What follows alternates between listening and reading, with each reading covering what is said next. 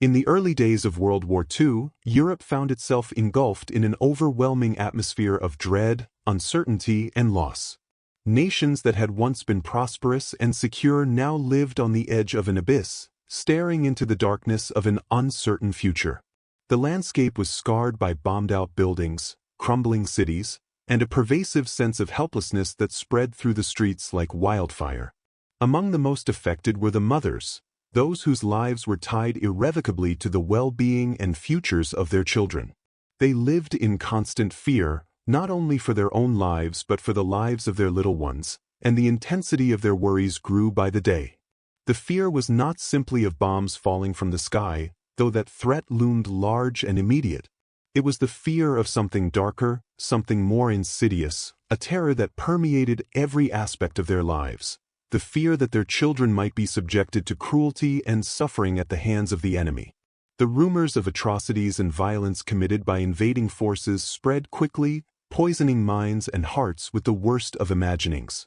News of unspeakable horrors, of villages burned, families torn apart, and children taken away, reached even the most remote corners of the continent.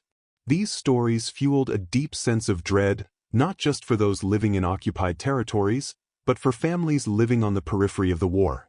The mothers, no matter where they were, felt the weight of this fear pressing down on them, suffocating their thoughts and actions. With each passing day, the uncertainty of what lay ahead grew.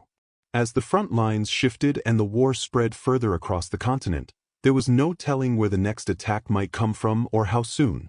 And as if the threat of invasion wasn't enough, there were those whispers, the voices of those who spoke of things far worse than the bombs themselves. Stories of unimaginable cruelty began to infiltrate their thoughts, as though a dark shadow had cast itself over their ability to think clearly. What if the enemy did not merely seek to conquer their land, but to destroy everything they held dear? What if their children, the most precious things in their lives, would not just be killed, but subjected to unimaginable suffering? What if the brutality of the world had no limits? For mothers who had already seen their homes destroyed or their communities torn apart, these fears took on a new level of urgency.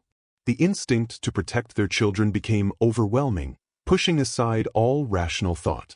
The decisions they faced became impossible. Should they stay and wait for the worst to come, or should they try to escape, even though escape might not offer any real safety? There were no safe havens, no guarantees of refuge. Each day was spent in a state of heightened alertness, scanning the horizon for the faintest sign of danger, yet constantly haunted by the question of whether they had done enough to keep their children safe. For some mothers, this fear manifested in ways they could not fully comprehend. They began to hide their children, not just from the enemy, but from the world itself. As the world outside grew increasingly unsafe, they moved their children into places of concealment, away from prying eyes and the threatening reach of invading forces. They hid them in basements, in attics, in rooms with windows sealed shut, and under floors, thinking that the darkness would shield them from the horrors that awaited outside. They kept their children away from other families, from other children, convinced that even the smallest interaction could expose them to danger. It was a state of constant vigilance, a world of hidden corners and locked doors, where the outside world was no longer a place to be trusted.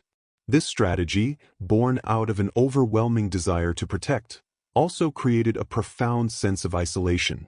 The mothers became trapped in their own fear, cut off not only from their communities but from any semblance of normalcy. The world that once offered moments of light and laughter, of everyday interactions and simple pleasures, now seemed like a distant memory. Life had been reduced to a series of precautions, of hiding and waiting. The mothers' hearts, which had once been full of love, now beat with an anxious urgency, and they began to question whether they were doing the right thing. Were they protecting their children, or were they sheltering them from a world that might still be able to offer them a future? Were they helping them survive, or were they inadvertently setting the stage for a future filled with fear and uncertainty? In the midst of this anxiety, there was also a growing sense of guilt. The mothers were not just hiding their children, they were hiding from the world itself. They were keeping their children away from their schools, their friends, their normal lives. They were locking them away in dark, confined spaces, afraid that any interaction with the outside world could lead to their discovery, to their destruction. This isolation was not just physical, it was emotional. It was as though the mothers were trying to protect their children from the world, but in doing so, they were also shutting them out from the very things that could help them heal: love, community, connection. Every day became an exercise in balancing fear with love, protection with the need to ensure that their children would have some semblance of a future when the war was over. But as the war raged on, it became increasingly clear that these mothers were not alone in their fears. The entire continent was gripped by a shared terror, one that transcended borders and boundaries. Families all over Europe were struggling to make the same impossible choices. Some fled, seeking refuge in other countries or in the countryside, while others hid in plain sight, hoping against hope that they could survive long enough for the war to end. But even in the face of such despair, a flicker of something deeper began to take root. The mothers, despite their fear and isolation, still held onto the belief that they could somehow protect their children, that they could somehow make a difference in the face of such overwhelming darkness. This belief, though fragile, was the only thing that kept them going. It was the last thread of hope that allowed them to move forward each day, even as the world seemed to unravel around them.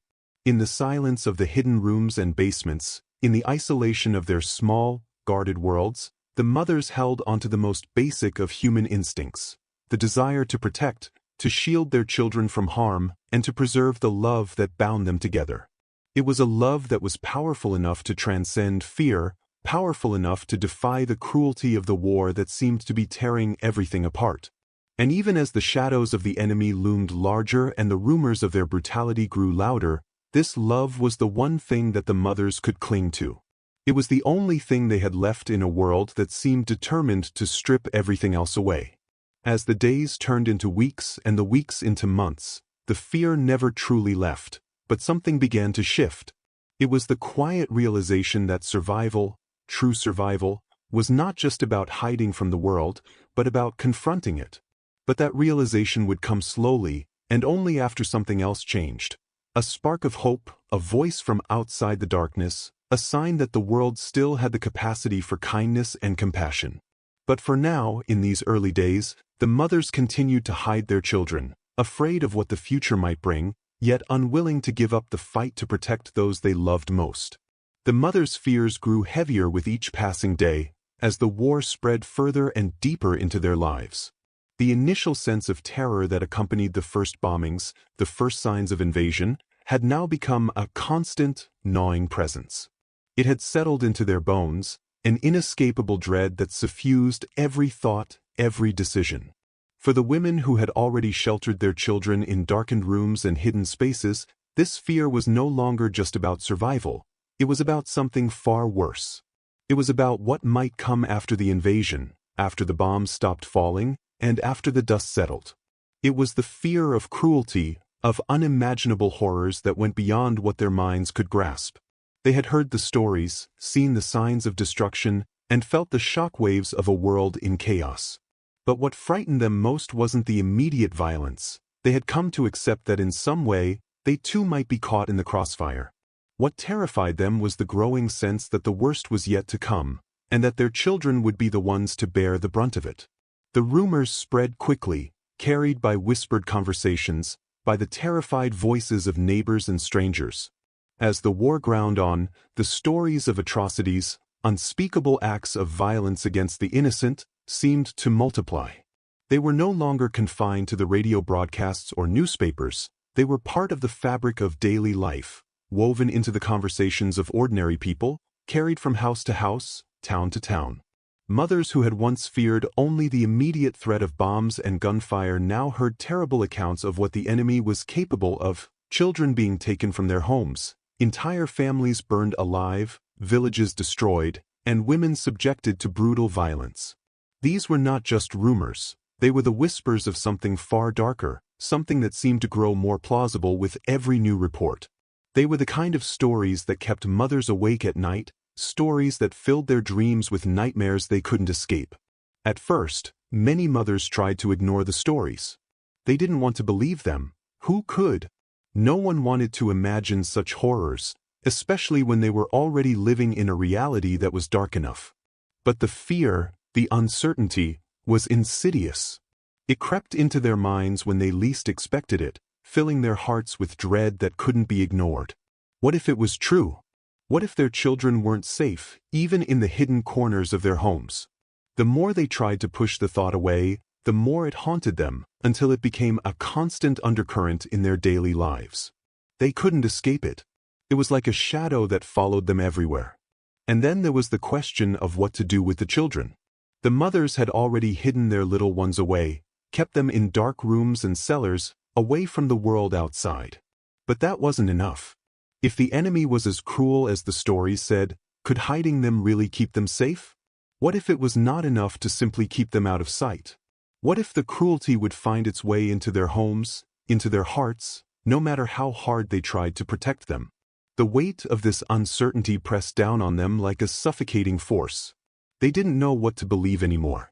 The world had become an alien place, one where the usual rules no longer applied, and the normal rhythms of life had been shattered.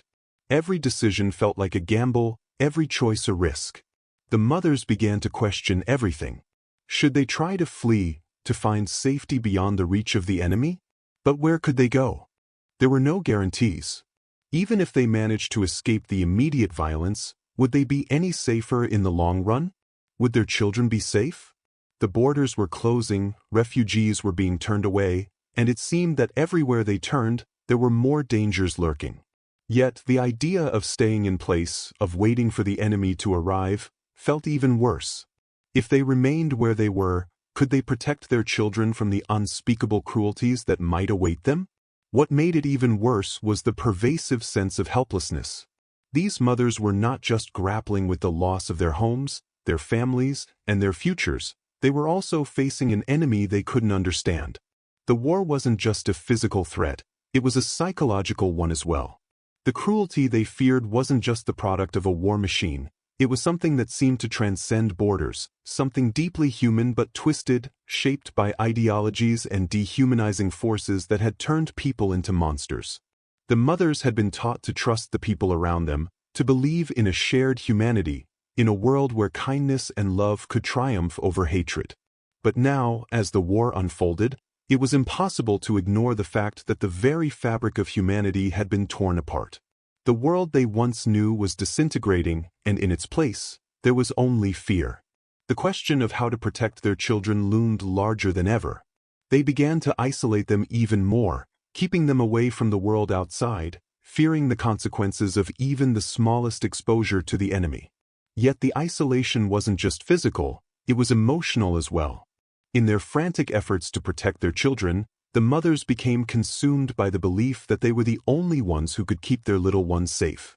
They closed themselves off from their communities, from their families, and from any sources of support. They feared that trusting anyone else with the care of their children would expose them to dangers they couldn't control. In a way, this isolation became a form of survival, a coping mechanism for a world that had lost all semblance of order. The relationships that had once been the foundation of their lives, friends, neighbors, and extended family, began to fray. It wasn't that these mothers didn't want to help one another, but the fear had become so overwhelming that it was hard to think about anything else. Everyone was on edge, everyone was looking over their shoulder, everyone was consumed by the question of whether they would be the next to fall victim to the brutality they feared. And the children, who had once been part of the close-knit communities of their neighborhoods, now found themselves isolated in a way that was just as painful as the physical hiding. They could no longer play with other children, no longer share in the carefree moments that should have defined their young lives. They were cut off from the world outside, their lives reduced to the confines of small, dimly lit rooms, where the only sound was the steady, rhythmic breathing of the mothers who watched over them. As the weeks turned into months, the fear did not abate, it only deepened. The mothers found themselves living in a perpetual state of tension, waiting for the worst to come, but never knowing when it would arrive.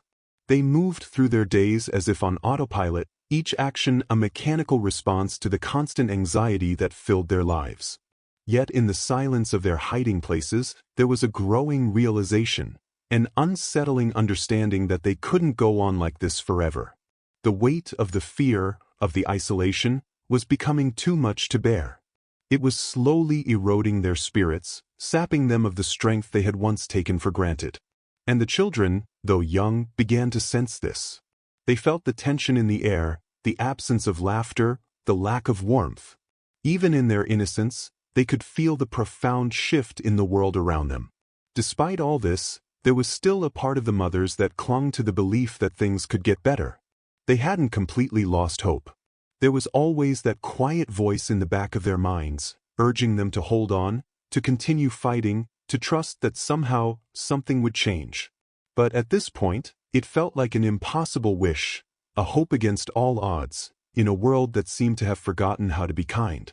And yet, in this sea of fear and uncertainty, something else was quietly brewing. A shift that no one could see coming, but one that would eventually change everything. But for now, all they could do was wait, trapped in their fears, their hearts heavy with the knowledge that they were doing everything they could to protect their children, even as they felt the weight of a world slipping further and further from their grasp. Amidst the suffocating silence of the war-torn landscape, there came, at last, a flicker of light, a glimmer of hope that was unexpected yet profound. It arrived not with the thunderous sound of artillery or the rumbling of military machines, but through something far simpler, a voice, calm, steady, and reassuring, coming from the airwaves. It was a British radio broadcast, a voice from the distant enemy lines, one that somehow felt closer than ever before. At first, it was easy to dismiss the broadcast as yet another voice from a faraway land, another piece of distant propaganda. But something in the tone, something in the way the words were delivered, pierced through the veil of skepticism that had become second nature to the mothers. It wasn't just the content of the message, it was the manner in which it was conveyed. The voice wasn't filled with bombast or grand promises. It wasn't about victory or defeat, nor was it a rallying cry for soldiers to fight on. Instead, it was a quiet, almost intimate voice that offered a very simple thing: bread. The announcement was straightforward, pragmatic, and unremarkable in its simplicity. A promise of food, of sustenance for those who were suffering in silence, hidden away from the ravages of war. The mothers, whose lives had become a constant struggle against hunger, cold, and fear, heard that word, bread, and for a moment, the world seemed to stand still. The voice spoke not just of food, but of something much more profound, of solidarity, of connection in a world that seemed to have torn itself apart. It was a moment of unexpected grace in the midst of relentless chaos. For the mothers, the significance of that voice was immediate. Bread, in the context of their lives, was not just sustenance. It was a symbol of something much deeper, a lifeline, a means of survival, and an unspoken promise that they were not alone in their suffering. The war had turned their lives upside down, and the fear of cruelty had made them lock their children away in the dark corners of their homes, terrified of the unknown. Yet this broadcast, this simple message, seemed to offer something entirely different. It was not fear or violence that it spoke of, but hope, a glimmer of hope in the form of a loaf of bread. It was a strange and unexpected gift, but it was one that carried with it a deep, almost spiritual resonance. At first, the mothers hesitated. They had learned to be wary of promises, particularly those that came from sources they could not see, could not touch. They had been burned too many times by the false hopes of the past, by the promises of safety, by the assurances that the war would soon be over, only to find their worlds shattered again and again. The radio voice, though kind, though steady, felt like a fleeting dream, something that might vanish as quickly as it had arrived. Could they trust it? Could they really believe that something so simple as bread could be the key to unlocking a future that seemed so impossibly distant? But the more the mothers listened, the more the voice began to resonate with them. It wasn't just about bread, it was about something far more important, the recognition that they were not isolated in their fear, that their suffering was seen, that there were people out there who cared, even if they were hundreds of miles away. The voice was a reminder that there were those still fighting for a world where kindness and compassion existed, a world where mothers could protect their children not just from physical harm, but from the soul-crushing despair that had begun to take root in their hearts. The promise of bread became a metaphor for something larger, a sense of solidarity, of connection, that had seemed impossible in a world that had lost its way. For the mothers, it wasn't just the promise of food that brought them hope. It was the idea that they could be part of something larger than themselves, something that extended beyond the confines of their small, hidden lives. The bread wasn't just for them, it was for everyone, for all those who had been caught in the whirlwind of war, for those who had lost so much and yet were still clinging to the possibility of survival. It was a symbol of the shared human experience, of the recognition that no one was truly alone, even in the darkest corners of the world.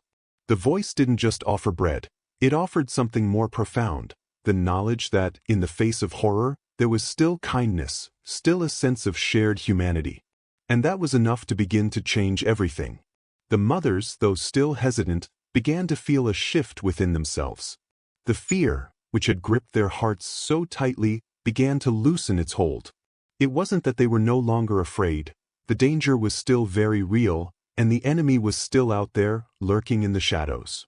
But the voice had reminded them of something important, that even in the darkest of times, there was still the possibility of light. The bread, in all its simplicity, had become a symbol of resilience.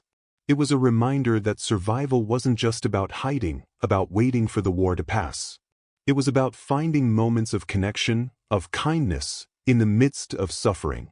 The mothers had been so focused on keeping their children safe from the worst that they had forgotten that survival also meant living, not just existing in fear. They began to venture outside, tentatively at first, to see if the promise of bread was real. They had been living in hiding for so long that even the idea of leaving the confines of their homes felt foreign, unsettling.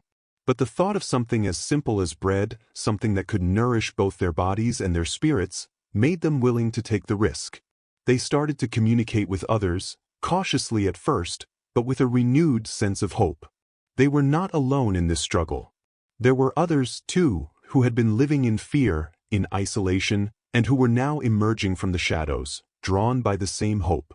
It wasn't just about food, it was about sharing something with others who had suffered the same way they had, who understood the same fears, the same longings. The bread became more than just a material need. It became a touchstone, a way to bring people together, to rebuild what the war had tried to destroy. It didn't erase the fear, but it softened its edges. It didn't erase the memories of loss, but it allowed room for something else to emerge: connection, solidarity, and even a fragile form of trust. It was the beginning of a quiet revolution, one that didn't rely on weapons or armies, but on the shared humanity of those who had been brought to their knees by the horrors of war. They began to see that survival was not just about avoiding the worst, it was also about finding ways to rebuild, to reconnect, to heal. The British voice, which had once seemed so distant and alien, now felt like a lifeline, a thread that connected them to a world beyond the immediate horrors of the war. It wasn't just about the food, it was about the message it carried, the reminder that there was still hope, still a reason to fight for a future. The mothers who had spent so long hiding their children away from the world, now found themselves stepping into the light, embracing the possibility that there was more to life than fear and survival. It wasn't a quick transformation. It wasn't a sudden change in their circumstances.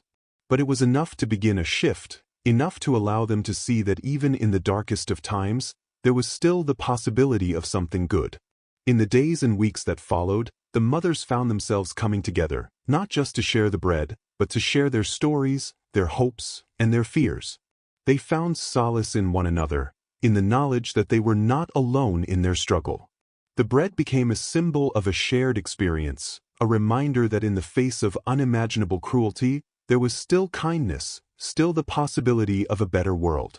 It didn't make the war go away. It didn't change the terrible realities they still faced.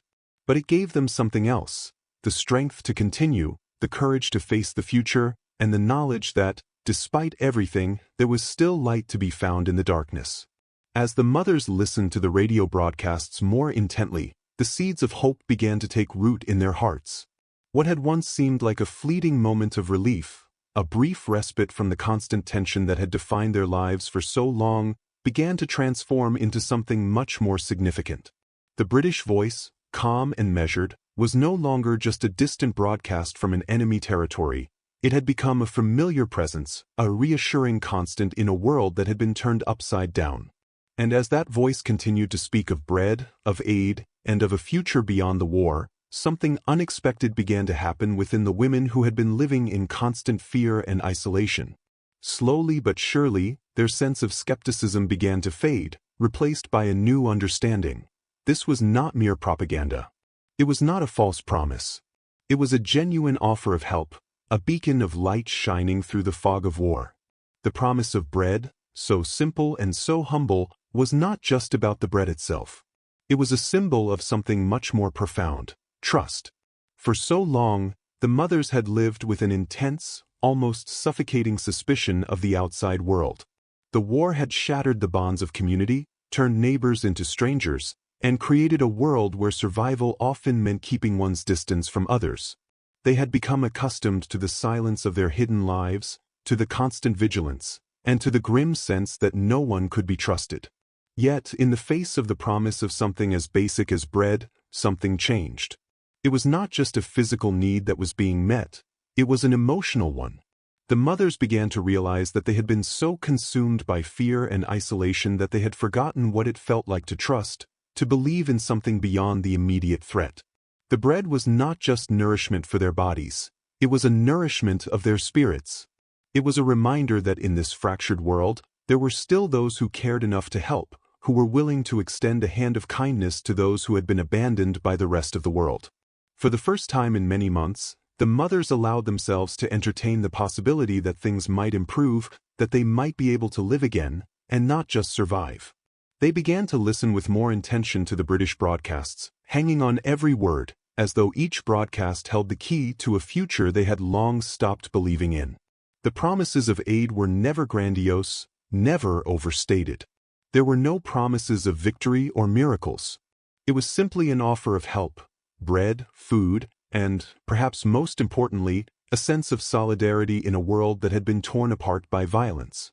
The voice spoke with such sincerity, with such simplicity, that it felt almost like a personal invitation to the mothers, as if it were speaking directly to them, acknowledging their suffering and offering a glimmer of a future beyond the war. It was not just the words that mattered, but the change they inspired in the women. As the broadcasts continued, the mothers found themselves looking beyond the walls they had built around their children and their homes. They began to ask themselves whether it was possible to venture out of their self-imposed isolation, to reach beyond their own fears and connect with the larger world again. What had once seemed like an insurmountable risk, the act of leaving the shelter of their hidden homes, now began to feel like an opportunity, a chance to reclaim something that had been lost. It wasn't just about the bread, not at first. It was about the possibility of community, of connection, of a future that might still be within their grasp. The radio broadcasts had shown them that it was still possible to reach out, even in the midst of a world that had grown cold and cruel. The mothers, still hesitant but no longer paralyzed by fear, began to gather. Slowly, in small groups, they started to emerge from their hiding places, venturing out into the streets, their hearts heavy with both anxiety and hope. At first, it was simply about finding the bread. They knew the enemy was still out there, that the war had not ended, and that dangers still lurked around every corner. But there was something about the offer that made them willing to take the risk. They couldn't explain it fully, but they knew that they had to try, that they couldn't continue living in the shadows, forever hiding from the world. The mothers knew that if they didn't act now, they might never have the chance again. As they ventured out, they encountered others who were also responding to the promise of aid, and for the first time in what felt like forever, the women began to experience a sense of solidarity with their fellow survivors. They were not alone in their suffering. They were not the only ones who had hidden their children away from the world in fear. There were others, just like them, who had endured the same horrors and who were now coming together in small but significant ways. It was a moment of quiet revolution, one that was not defined by guns or armies, but by the simple act of people connecting, of people reaching out to help one another in the face of overwhelming odds. The mothers began to realize that the bread was more than just food. It was a symbol of survival, of resistance against the war's crushing weight. It was a symbol of defiance, of the ability to rise above the fear, to reach out and share with one another even when the world seemed bent on tearing everything apart. The bread wasn't just about the material, it was about the strength to continue, to face another day, to hold on to something human even in the midst of brutality. The act of sharing bread, of accepting the help that had been offered, was a small but powerful act of rebellion against the forces of darkness that had threatened to erase everything they knew. It was a return to life, to living, not just existing in fear. As the mothers began to gather together, sharing bread and stories, something unexpected began to happen. They began to heal. It wasn't a quick process, nor was it without pain. There were still moments of fear, moments of doubt, moments when they felt the weight of the war pressing down on them.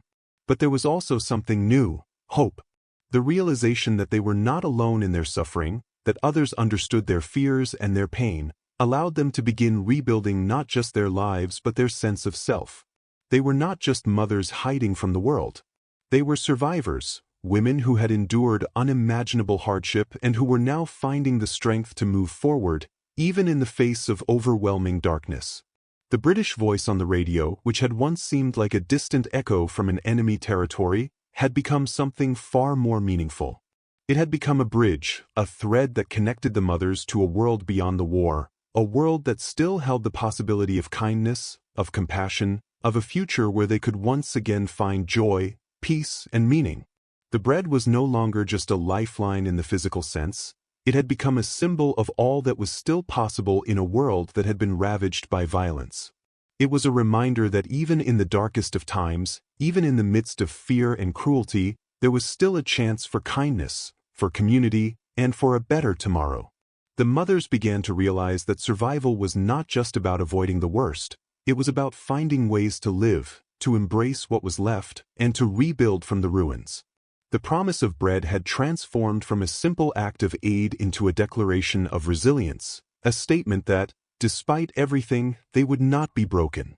They would continue to fight, not with weapons or violence, but with the strength of their love, the power of their community, and the simple, profound act of sharing bread. The voice had changed everything, had turned their world upside down in a way they could never have imagined. And in doing so, it had opened their eyes to a future that, though uncertain, still held the potential for something better. As the days passed, a subtle transformation began to take hold in the hearts and minds of the mothers. What had started as a cautious venture outside their hidden sanctuaries to collect the promised bread soon became something much more profound. The bread itself, once seen as nothing more than a lifeline in the harshest of times, began to represent something else entirely, a bridge back to life, to the world beyond the shadow of fear. With each loaf shared, the mothers began to rediscover the most basic aspects of what it meant to be human: community, connection, and hope. No longer were they simply hiding in dark corners, isolated by the crushing weight of war. Now they were beginning to reach out, to rebuild, to reconnect. The small act of sharing food, something so simple, so mundane in times of peace, had become a revolutionary gesture in the face of such profound isolation and suffering. The bread became a currency of sorts, but not in the material sense. It was something far more important. It was a token of survival, a testament to the fact that even in the darkest of circumstances, there could be moments of light. As the mothers ventured further into the streets, gathering in small, makeshift groups, they found that they were not alone in their desire for connection. The world had been torn apart by the war, but it had not completely lost its ability to heal. With each meeting, each shared piece of bread, the women began to reclaim something they had thought they had lost forever: trust. At first, it was tentative. The women had spent so long in hiding, so long distrustful of others, that the idea of interacting with anyone beyond their immediate family felt like a dangerous risk. But as they came together, tentatively at first, they found that their shared suffering created an unspoken bond. The fear that had once gripped their hearts, that had kept them locked away in isolation, began to give way to something else. It was still fragile, but it was real.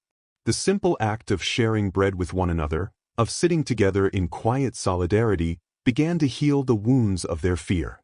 These small gatherings, born out of necessity and desperation, became something more. They became a space for the women to mourn together, to share their stories, to comfort one another in ways that had seemed impossible just weeks before.